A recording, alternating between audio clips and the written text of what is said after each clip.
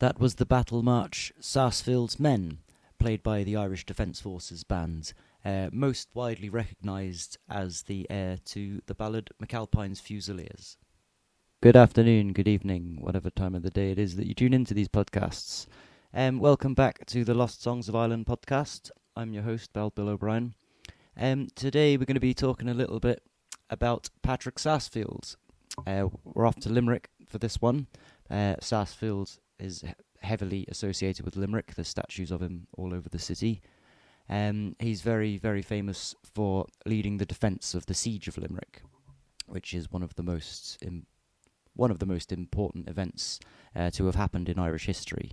It was a key part of the Williamite invasion of Ireland and the defeat of the Jacobite forces in Ireland, which determines the British crown.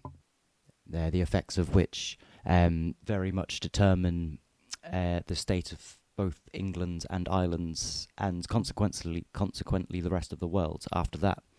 We have quite a few songs for this one, because obviously being such an important event, a lot of songs were written about this for the past 350 odd years. We're going to start off with a poem, which is by Percy French. Percy French was a great ballad writer of his time, very, very famous. A lot of the songs that he wrote are still played and sung today. The Darling Girl from Clare, Eileen Og, possibly one of his most well-known songs today, which was played at Glastonbury Festival by the Mary Wallopers this year, only a few weeks ago. So we're going to start off with this. This is Galloping O'Hogan, the poem by Percy French. They have sent for fresh artillery, the guns are on their way. God help our hapless Limerick when dawns another day. Thus speaks the gallant Sarsfield, as sadly he recalls the famine and despair that lurk behind these crumbling walls. And yet one blow for freedom, one daring midnight ride, and William may be humbled yet for all his power and pride. Go, bring me the galloper, the highway Hogan say, 'tis Ireland has need of him, and him alone today. The soldier and the highwayman are standing face to face, the fearless front, the eagle eye, in both of them we trace. Hogan, the night is dark and drear, say canst thou lead the way, to keep a mountain's black ravines, ere a dawn another day. Can the eagle find his eyrie, can the fox forget his den, I can lead you as none other, over the sleeved Macara men. The black mare knows its blindfold, it's not by stars she'll steer. You'll be tonight on the keeper's height, and the dawn will find ye here. Lead on, and well he led them, through the Shannon ford ran deep, and through the white-lipped flood ran deep, around O'Brien's keep. The sentinel on Killaloe looked out but failed to see 500 silent horsemen ride behind the rapparee. That night by Ballyneety's towers the English gunners lay, King William's camp and safety lies but 12 short miles away. What need of further caution, what Irish wolf would dare to prowl around our camp tonight, so near the lion's lair? An Irish wolf is near them now, and Irish ears have heard the chosen watchword for the night, and Sarsfield was the word. A tramp of horse, who's there? The word Sarsfield answer ran, and then the sword smote downwards, aye, Sarsfield is the man. To arms, the foe, too late, through Villiers' vengeful blade, is wet with Hogan's lifeblood, as he leads the ambuscade. Then foot to foot, and hand to hand, they battle round the guns, till victory declares itself for Erin's daring sons. Oh, for those guns in Limerick now, placed on the city walls, will bid King William breakfast on his own black cannon balls. It may not be but trebly charged, and filled with shot and shell, they'll toil the robbers' requiem, and sound the soldier's knell. O sudden flash of blinding light, O hollow sounding roar, down history's pages in Irish ears it echoes evermore. And Ballyneety's blackened tower still marks the famous place where Sarsfield staked his all to win and won that midnight race. So Sarsfield himself was a leader in the Irish army during the War of the Two Kings in Ireland. This was between James II, the Catholic king who had previously been deposed in England by William of Orange. The two of them fought a war across Ireland. The biggest battle that took place here was the Battle of the Boyne, in which the Jacobite forces were roundly defeated and more or less retreated to Limerick, losing a lot of ground on the way. After the Battle of the Boyne, the Williamite forces moved south into Ireland and took most of the major cities in that area: Waterford, Kilkenny, Clonmel. And after defeating the city of Clonmel and capturing it, he began to move his forces north towards Limerick. Limerick was a major city at the time. It had great fortifications. There was a great wall around Limerick, and this is where the rest of the Irish army who supported King James were holed up and to defend themselves. The Irish in Limerick had about 15,000 men in the city. The Williamite forces held about 40,000 men and a giant siege train, which had been used to lay waste and destroy many, many castles along the way. Where I live in Tipperary, I can drive around and see a lot of old castles that have been destroyed. In this area, they were mostly owned by the butlers, and many of these were utterly destroyed. There's remains of them all over the countryside. You can often see them on tops of hills as you drive down motorways. These were almost all destroyed during the Williamite War by the siege train operated by King William. And at this stage in the War of the Two Kings, King James had fled Ireland to France after being defeated at the Battle of the Boyne. The remainder of his forces in Ireland were almost entirely stationed at Limerick at this stage. Many of them had plans to flee the country after their rounding defeats at the Battle of the Boyne and also the Battle of Aughrim. Now, after capturing Clonmel, William's army were advancing towards Limerick in order to take that also, being the last major stronghold of the Jacobite forces in Ireland. This all occurred in August of the year 1690, and stationed in Limerick at the time was more or less the remains of the Irish Jacobites, as well as a large contingent of French Jacobite soldiers. So, who was Patrick Sarsfield? Now, Patrick Sarsfield was the son of a wealthy merchant family. He himself was granted the title of the first Earl of Lucan.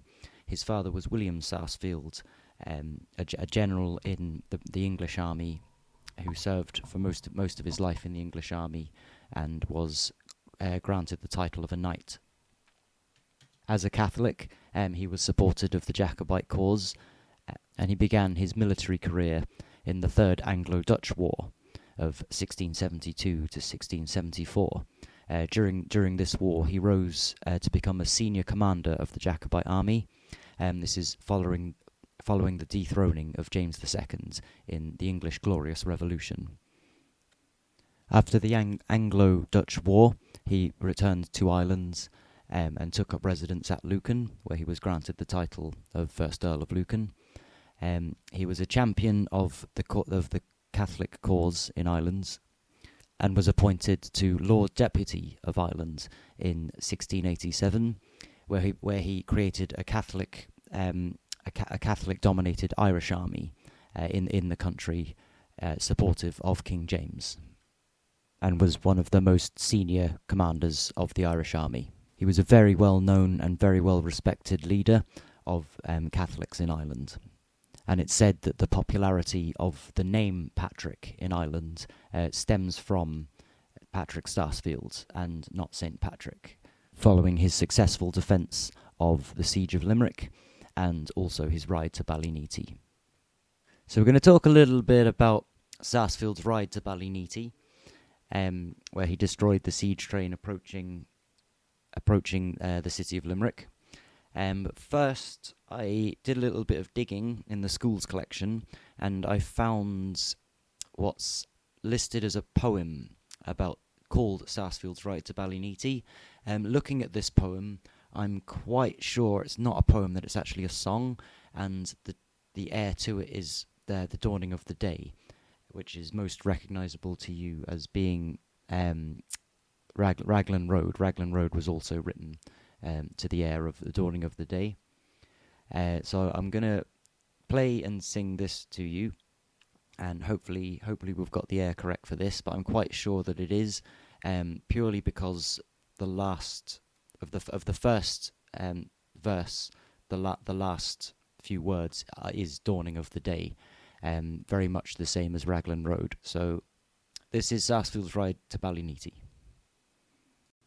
The night fell dark at Limerick, and everything was still. 'Twas for the foes in ambush.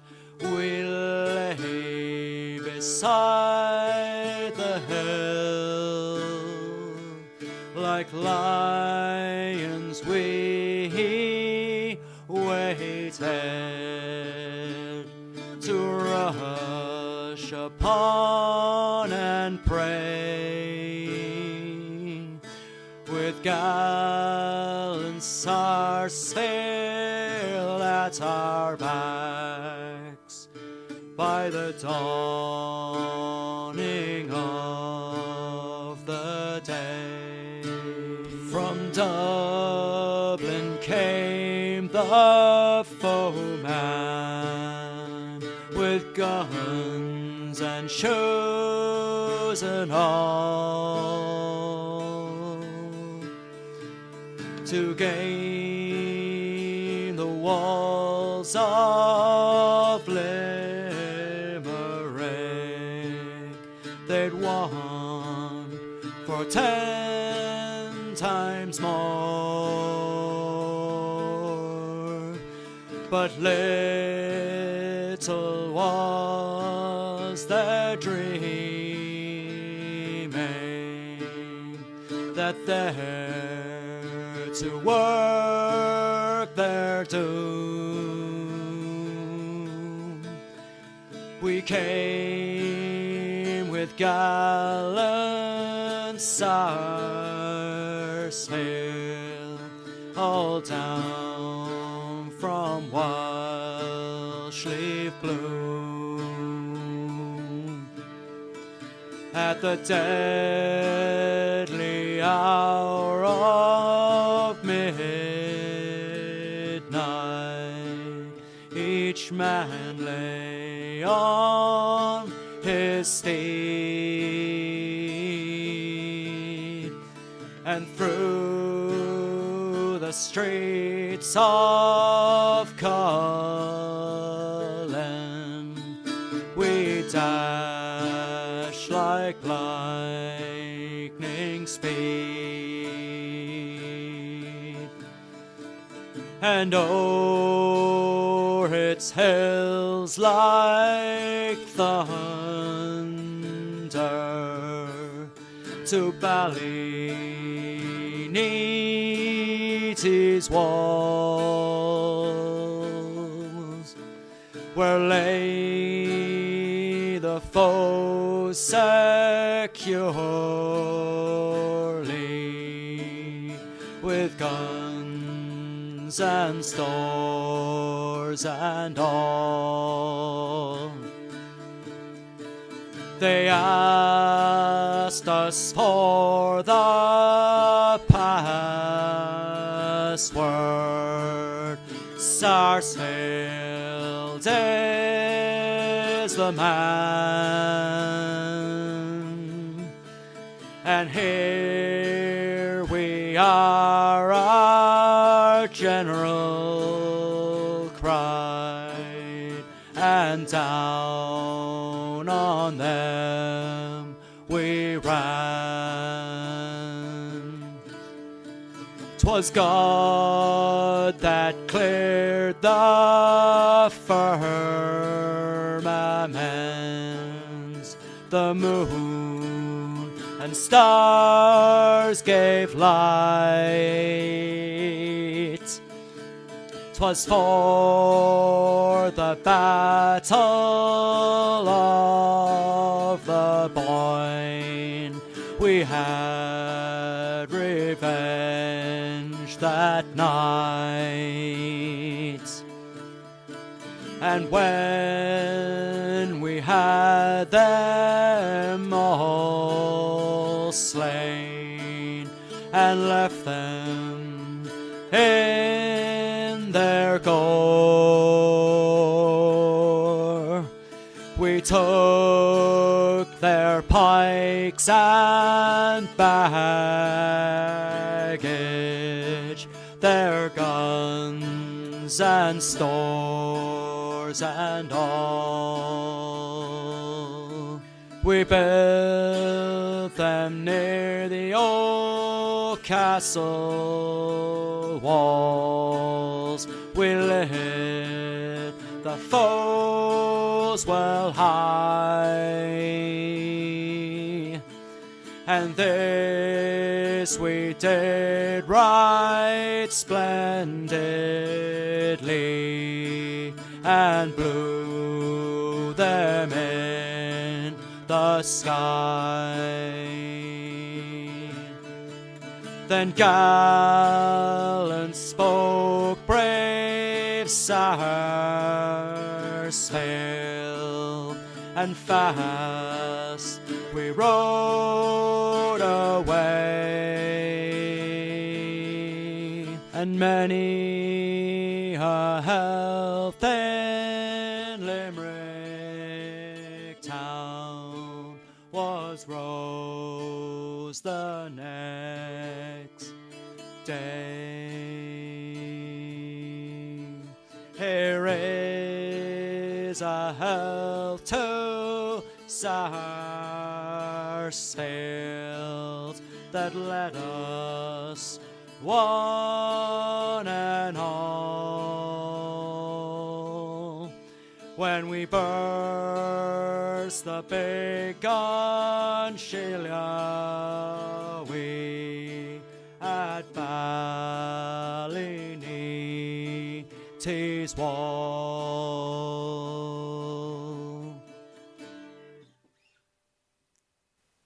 So the ride to Ballyneety, as I'd previously mentioned, in Limerick there was about 15,000 Irish and French troops stationed.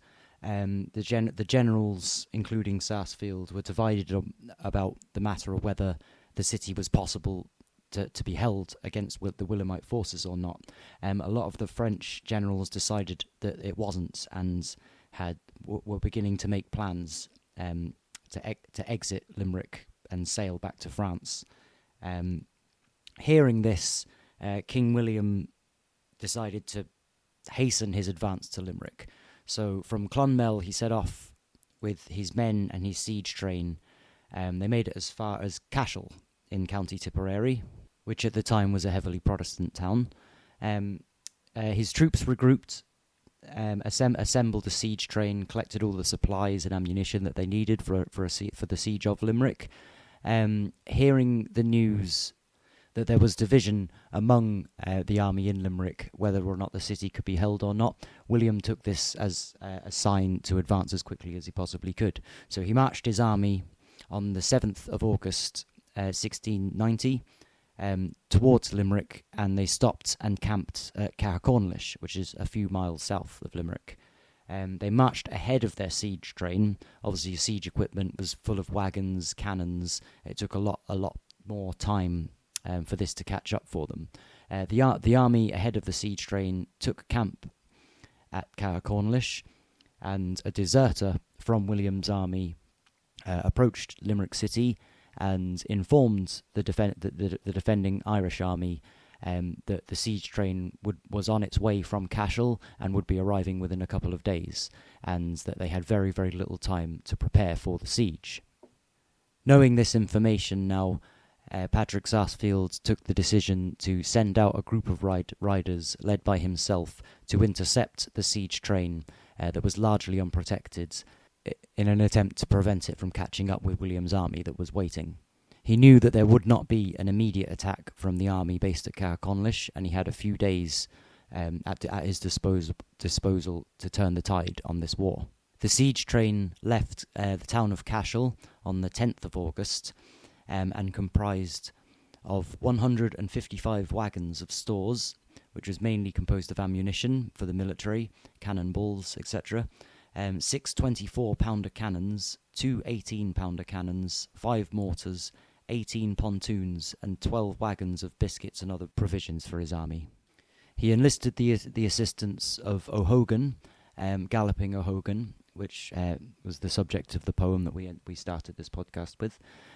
Hogan was a rapparee, which is essentially a highwayman who had been living for years in the hills in North Tipperary and east and south of Limerick, and himself and Ned of the Hill knew the land very, very well. They knew every inch of the land, and they were the navigators for Sarsfield and the 600 men that he chose to attack the siege train. Now, put a pin in the Rapparees and Ned of the Hill, because particularly Ned of the Hill is a character that we're almost certainly going to come back to on this podcast. Ned of the Hill was a ballad writer, and he was also a Rapparee, a leader of the Rapparees, who led a very interesting life and composed a number of ballads in Irish that are still sung today. On the night of Sunday, the 10th of August, 1690, led by O'Hogan and Ned of the Hill, Patrick Sarsfield exited Limerick to the north side of the city, made his way towards the Shannon, where he crossed at Killaloe, and then continued south through the Silvermide Mountains. That night, they'd made a camp below Keeper Hill, and spent the night gathering information from locals as to the location of the approaching siege train. There's a local legend that while camping at Keeper Hill that night, one of Sarsfield's men came across a local woman washing clothes in the stream, in a stream nearby. After talking to her, it was found out that she was the wife of one of the soldiers of the Williamite army that was guarding the siege train, and she'd let slip the information that there was a password for the camp guarding the siege train, and that password was Sarsfield. She also supposedly disclosed the location of the siege train camp, which was at Ballyneety, a few miles away. With this information, under the cover of nightfall, Sarsfield led his men down to the location of the siege train camp. In single file, entered the camp using the password Sarsfield. It's from this event that there was a verse that I've also found in the school's archive. A small verse, I don't know if it's part of a larger ballad or a poem, but it goes, "Sarsfield is the password, and Sarsfield is the man. And here we are, our general cried, as around them all we ran. They placed their small guns in the front, their long pikes at the rear, their cannons in the centre, boys, and blew them in the air." After entering the camp, Sarsfield's men then took the Williamite soldiers by surprise, immediately started attacking them, killing half of them, and the other half fled through the mountains to escape certain death. And after this, Sarsfield's men gathered up all of the horses of the Williamite soldiers that were set out to graze, leaving them with 500 additional horses for their army. They gathered all of the siege equipment, all of the supplies, piled them together with all of the cannons buried into the ground, threw all of the supplies and ammunition on top of the half-buried cannons, led a trail of gunpowder as a fuse, ignited it, and rode back up to the hills. The resulting explosion was said to be seen from miles and miles around, that lit up the sky, completely destroying all of the cannons and all of the supplies that were brought by William and his men. The wagons were all destroyed, the food was taken, and the 600 of Sarsfield's men returned to Limerick unscathed. This caused a huge setback for the Williamite army, as the nearest siege equipment that they had was in County Waterford, which was a 10-day march away. So this granted additional time for the defenders of Limerick City to prepare for the siege, which they did. They rode north again, recrossing the Shannon at Portumna, and returned to Limerick City with the news of the destroyed siege train. William was forced to regroup his army, wait an additional 10 days for more siege equipment to arrive, and begin the siege of Limerick, which we won't go into any details in this episode, because it was a very long affair, and there's a lot to cover with the siege of Limerick. Suffice to say that it was more or less a success for the defending Catholics, and it led to the signing of the Treaty of Limerick, which brought about a temporary peace between the Irish Protestants and the Irish Catholics at the time, and ended the war. So we're going to finish up with one more ballad that I found also from the school's collection. I'm quite certain that the air to this is from Sarsfield's Men, which was the piece of music that I opened this podcast with. There's a few songs about Patrick Sarsfield that I've found that are well known, that are written to this air, and it tends to be the air about any song about Sarsfield, from what I can tell. The Wolf Tones recorded an old ballad called "The Jacket's Green" to this air as well, which I'm not going to include in this podcast. If you'd like to hear it, it's on YouTube. It's quite a long one, so we'll finish with this last song.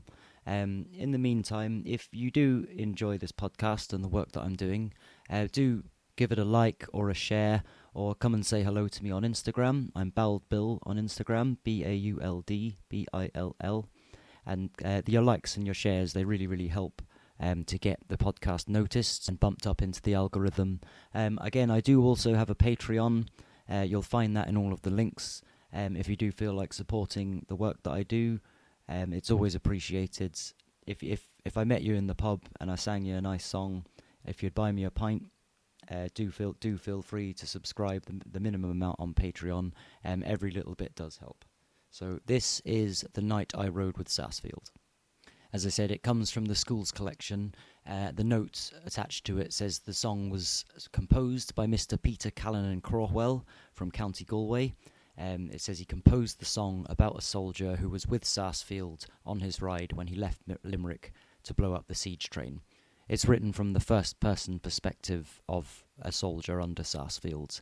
Crawwell supposedly was a labouring man and died in the year 1850, so quite possibly during An Gorta Mór. On the night I rode with Sarsfield from Limerick town to meet the wagon train that William hoped was to help in our defeat. How clearly I remember it, though now my hair is white. The clustered back and curling neath the trooper's cap that night. For I was one of Sarsfield's men, in years though still a lad. For to be one of Sarsfield's men, what boy would not be glad? For Sarsfield chosen all his men, the best and bravest ones, to ride and raid the convoy camps that brought in the English guns. Silently we left the town, and silently we rode, while in our heads the silent stars in silvery beauty glowed. Silently and stealthily at Sarsfield's stern command, we close and closer drew the lines of our devoted land. You shall not fail, my comrades, it was Sarsfield's voice that spoke.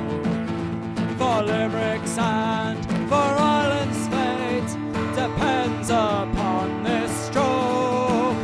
The password of the Williamites is Sarsfield, strange but true.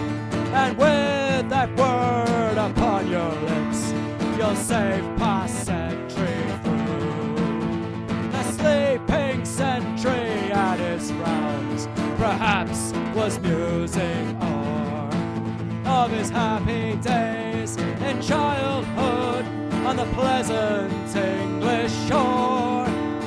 Perhaps he was thinking of his home and that he was there when springtime makes the English land so wonderful and fair. At length the horse's hooves did beat, and jingling arms he heard. Hark, who goes there? The sentry cried, repose and give the word. The word is Sarsfield, cried our chief, and stop stop him if you can. For Sarsfield is the watching word, and Sarsfield is the man.